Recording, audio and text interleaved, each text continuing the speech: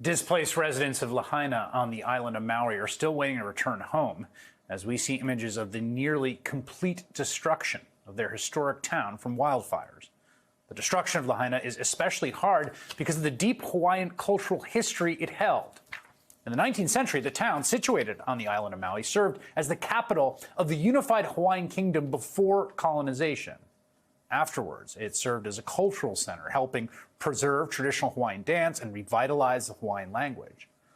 On the courthouse grounds, an 8-foot banyan tree planted in 1873 is now over 60 feet high, spanning nearly an acre. Today, the entire town is burned to the ground. At least 67 people are confirmed dead, though officials say they do not know how many people may have died in and around Lahaina or how many people may still be missing. Nearly 2,000 structures burned down, including irreplaceable historical buildings. But among the few things left standing is that banyan tree, which is smoldering and damaged, but still there. Brian Schatz is the Democratic senator from Hawaii who shared these images from a devastated Maui during his tour of the area yesterday, and he is here to tell us about it now. Senator, it's great to have you under awful circumstances. And like I said to Senator Hirono last night, everybody I've talked to and seen is thinking about folks in Hawaii and pulling for you and sending love and concern. What did you see yesterday when you were able to tour the parts that were so devastated? Thanks, Chris, for doing this, and thank you for your kind words. And I just want to thank everybody across the country and across the world for the solidarity and the support and the money that is pouring in, because this is a disaster ongoing. We are still in disaster response. We are not in the rebuilding phase. But what I saw was it was as though a bombing run had happened on Lahaina. It's flattened. It is razed to the ground. The sugar mill is intact. The lighthouse is intact. The banyan tree is still standing, but it's unclear whether it or not it will survive. But basically everything else is gone. We've got thousands of people now in temporary shelters. We're trying to restore power and telecommunications, but this is every bit as bad as the pictures. We walked down Front Street, and it is a smoldering, toxic mess where it used to be this vibrant town of Native Hawaiians and Filipinos and Portuguese and Caucasians and tourists from all over the planet, and people surfing and fishing and watching the whales and having a beer and dancing hula.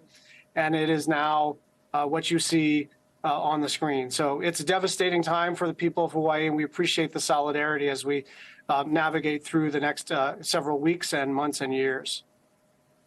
So the next steps now, my understanding, and correct me if I'm wrong, the fire itself is largely contained and not currently threatening folks. But what are the next steps in this emergency response? Well, it's a couple of things. First, we do have a bunch of unhoused people, so we're working with FEMA to free up hotel rooms. South Maui is still operational from a resort standpoint, so we're trying to free up enough hotel rooms to accommodate our local residents as we try to figure out a little bit more of a medium-term temporary shelter situation.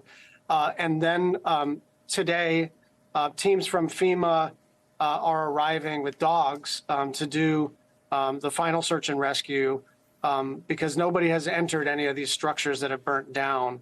And that's where we unfortunately anticipate that the death toll will rise significantly. Simultaneous to that, we've reopened the road to West Maui. West Maui is a pretty big place, not just Lahaina Town.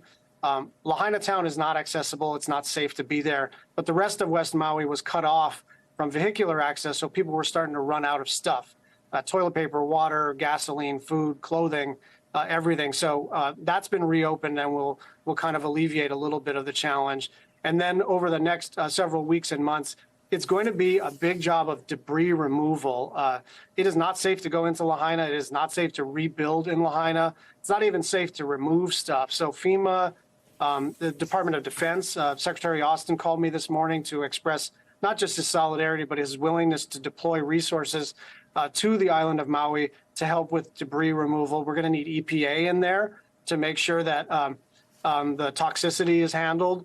But the next step is debris removal. And we've gotten pledges on a bipartisan basis from high-ranking officials in the legislative branch to support the funding necessary in a supplemental appropriations bill to allow Maui to rebuild, Lahaina to rebuild.